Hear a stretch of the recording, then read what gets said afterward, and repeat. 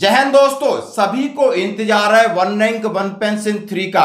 और आप जानना चाहते हैं सभी क्या ओआरओपी 2 की तरह धोखा होगा या ओआरओपी 3 में कुछ होगा सुधार। जैसे बहुत सारी खबरें मीडिया में चल रही हैं, बहुत सारा प्रेडिक्शन चल रहा है, बहुत सारी टेबल चल रही है। हाँ जी दोस्तों, लेकिन इसकी घोषणा डीएसडब्ल्यू के द्वारा हो गई है और आप समझ सकते हो कि हमारा एमओडी का जो वेतन पे कमीशन है उसने भी लेटर जारी कर दिया है, जैसे कि सोशल मीडिया पर आप लोगों तक पहुंच गया है। अब इन सारी चीजों को लेकर के, इन तमाम आपकी समस्याओं को लेकर मैं आज इनवाइट किया है कैप्टन जगदीश वर्मा साहब हैं, यूनाइटेड फ्रंट हिमाचल प्रदेश से, जो कि विगत दिनों में आपने पिछले 1 साल में देखा होगा जंतर मंतर पर, रामलीला मैदान पे, चाहे रेवाड़ी पे एक कोऑर्डिनेटर की भूमिका निभाई है। और इनकी कोशिश रही है कि एक अच्छा ड्राफ्ट हो और कौन किस प्रकार की अनोमलीज हो और सभी संगठनों की एक यूनाइटेड करने के लिए लगातार प्रयास रही। दोस्तों, तो आज हमारे साथ ये रूबरू हैं, साथ ही मैं आपके और सवाल पूछूंगा, इसमें फायदा किस प्रकार होगा, नहीं होगा तो आगे एजुटेशन में हम कैसे जाएंगे। तो कैप्टन जगदीश वर्मा साहब, आपका स्वागत है सैनिक जीवन चैनल में। Sir Bhadauria sir, thank you very much. आपने हमें लाइव इसमें लिया है और इसके लिए हम आपके बहुत बहुत धन्यवादी हैं। Thank you sir. सभी आपसे सवाल है कि सर एक लेटर 31 जुलाई 2024 को स्टैंडिंग आर्मी पे कमीशन की तरफ से निकला है कि revision of pension of defence forces personal and family pensioners under one rank one pension OROP with effect from 1 जुलाई 2024। उन्होंने सीधा इन्होंने कहा है कि नहीं, हमें आदेश मिल चुका है डीएसडब्ल्यू से और जैसे ही टेबल प्रिपेयर हो जाएगी हम इसको प्रोमुलगेटेड करेंगे और आपके सामने रखेंगे। और ये सभी वेटरन्स कम्युनिटी को मैं सर्कुलेट कर रहा हूं। और इससे पहले लेटर 10 जुलाई का निकल चुका था जो ministry of defence department of ex serviceman welfare से। तो मैं सबसे पहला सवाल है, आप इसकी घोषणा कब देखते हो, कैसे देखते हो, क्या और ओआरओपी 2 वाली विसंगतियां, जैसे कि इसके बारे में बात करेंगे। क्या इसमें सुधार हो के हमारे जेसू जवान को फायदा होता दिख रहा है सर आपको? मैं इसके बारे में थोड़ा सा डिफरेंट व्यू रखता हूं। मैं ये बताना चाहता हूं सब इंक्लूडिंग गवर्नमेंट को भी कि जब 7 नवंबर 2015 में एक ओआरओपी का नोटिफिकेशन निकाला था, that was very important notification, जिसकी वजह से ये लागू हुआ। पहले it was not on record, तो जब लागू हुआ उसके पैरा 3 के नंबर 1 और 2 में लिखा हुआ है कि हम लोगों को ओआरओपी जो एवरेज को लिया जाएगा, मिनिमम और मैक्सिमम को। तो उसके बाद जो है 2013 का जो है वो रिकॉर्ड लिया जाएगा। ये सारी बातें लिखी हुई हैं। तो अभी हमने ये देखना है कि ये अगली जो हमारा ओआरओपी 3 आ रहा है, इसमें ये रिव्यू होके ठीक होगा कि नहीं होगा। तो मेरा कहना ये है कि ये बिल्कुल भी ठीक नहीं होगा। उसकी वजह ये है कि जब इनके लेटर के मुताबिक पैरा नंबर 5 में लिखा हुआ है कि to implementation of this OROP in case anomalies will crop up, तो उनको रेक्टिफाई करने के लिए एक वन मैन जुडिशियल कमीशन बिठाया जाएगा। ये 5वें नंबर पैरे में है। तो जब तक ये सारी चीजें जुडिशियल कमीशन के पास नहीं जाएंगी तो रेक्टिफिकेशन होना बहुत मुश्किल है। जब मैक्सिमम को ले ले, एवरेज को ले ले, मिनिमम को ले ले, ये ऐसे नहीं होगा। तो what I want to convey कि इसमें थोड़ा सा गवर्नमेंट की तरफ से, हालांकि हमें नहीं कहना चाहिए, गवर्नमेंट ने हमें नोटिफिकेशन दिया हुआ है ये ओआरओपी करके मतलब लागू की, तो we do not want to comment against the government. हम उसके आभारी हैं कि उन्होंने एटलीस्ट इसको लागू तो कर दिया। But at the very same time हम ये भी गवर्नमेंट से रिक्वेस्ट करते हैं कि इस तरह की अगर अनोमलीज कोई आ चुकी हैं, आ रही हैं, जिसमें कि जो पहले के जो पेंशनर हैं वो ज्यादा पेंशन ले रहे हैं और अभी वाले कम ले रहे हैं, तो अगर ऐसा हो गया है तो they should go ahead sincerely. ऐसा नहीं कि उसको प्रोजेक्ट करोगे नहीं एवरीथिंग इज ऑल राइट, तो ऐसा करने से तो और कॉम्प्लिकेटेड होगी।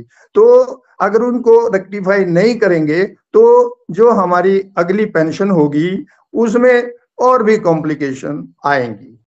ओके साहब, जैसे कि दोस्तों साहब ने कहा कि 7 नवंबर आपको 2015 को इन्होंने जो पॉलिसी बना दी है, और उसमें इन्होंने सीधा कहा है कि पीछे आपने बहुत सारे ऐसे केसेस देखे होंगे कि OROP 2 में कई लोगों की पेंशन घटी का मतलब मैं कहना चाहता हूं कि पिछले पुराने जो पेंशनर उनकी पेंशन ज्यादा है और नए पेंशनर्स की पेंशन कम है। जैसे कि अब मैं साहब आपके सामने रख रहा हूं कि जिन लोगों की OROP 1 में 1/7/2014 को पेंशन फिक्स होती है और उसको 1 जनवरी 2016 में 2.57 से जो उनका बढ़ता है, यानी 1 जनवरी 2016 को फिक्स वाली पेंशन ज्यादा है और 1 जुलाई 2019 वाली कम है।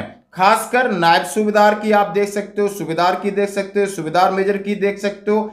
इनके अलावा फिर ऑनरी लेफ्टिनेंट और कैप्टन को इन्होंने पुराना कंसीडर किया है। तो ये फॉर्मूला इन्होंने अपनी मर्जी से लगाया है, जब क्योंकि देख रहे हैं कि ऑनरी लेफ्टिनेंट और कैप्टन को मैं बेस ईयर 2018 को रखता हूं तो 6000 का फर्क पड़ रहा है दोनों पेंशनों में। तो इसका इस गवर्नमेंट ने क्या सोचा, कुछ लेफ्टिनेंट कैप्टन की बढ़ाई और सूबेदार मेजर से और नायब सूबेदार तक की कम रखी सर?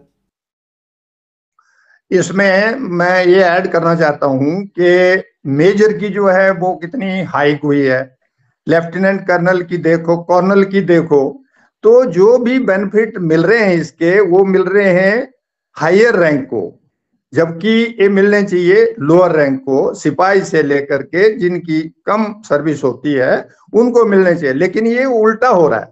तो कोई बात नहीं है, अगर उल्टा हो रहा है तो ऐसा हो जाता है, कोई नई स्कीम निकालते हैं उसमें डिफिकल्टीज आती हैं।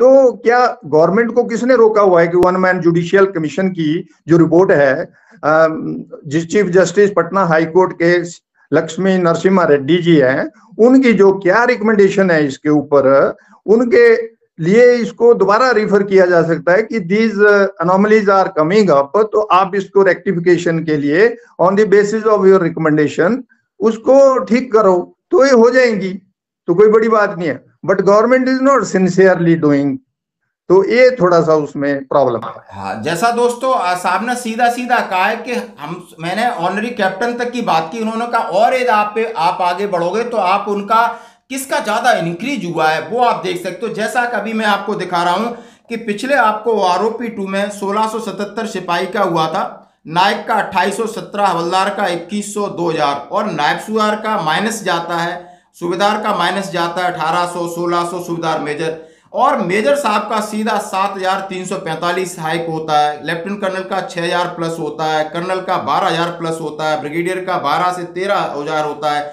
और मेजर जनरल और लेफ्टिनेंट जनरल का 9 से 10,000 होता है। यानी ये सामने आपने तथ्य देखे, और ये जो कंपैरेटिव टेबल्स है जो सामने रखी है, ये बिल्कुल आप ब्लैक एंड व्हाइट जो फिगर हैं जो कि गवर्नमेंट के फिगर हैं।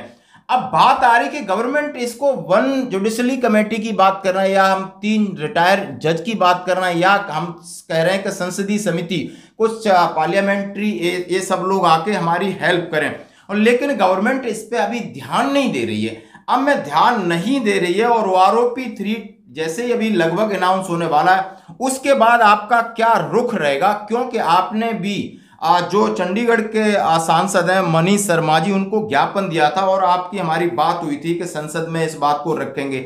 OROP 3 की बात रख रहे हैं इम्प्लीमेंटेशन की, अनोमलीज की बात कोई क्यों नहीं रख रहा? क्या उससे उनकी तरफ से आपको क्या रिस्पॉन्स मिला सर? हम लोग जो है चंडीगढ़ और मोहाली, पंचकुला, उस इलाके के जो हैं जितने भी भूतपूर्व सैनिक हैं, वो श्री मनीष जी से मिले थे वहां पर, तिवारी जी से।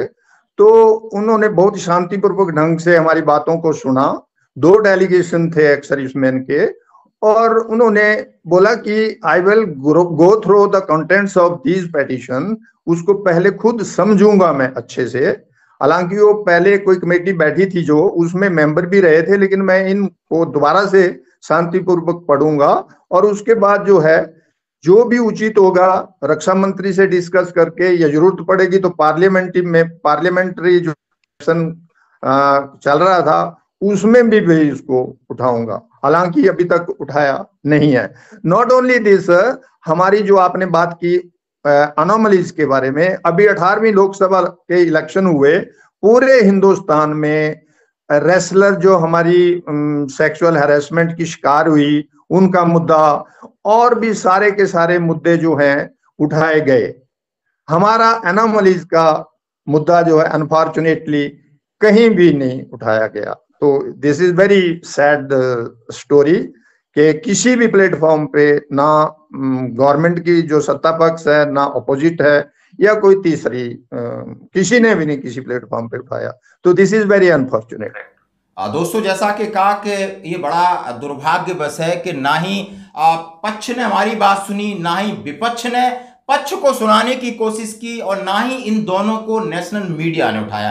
तो आपने देख सकें कि हमारा बड़ा एक्सपीरियंस रहा है। कोई बात नहीं, देर है अंधेर नहीं, और हम आशावादी हैं, सैनिक हैं। हमारा एक अपना तरीका है। ये भी हम कहते हैं कि कम से कम किसी ने दिया, और अनोमलीज हैं वो भी रेक्टिफाई होंगी।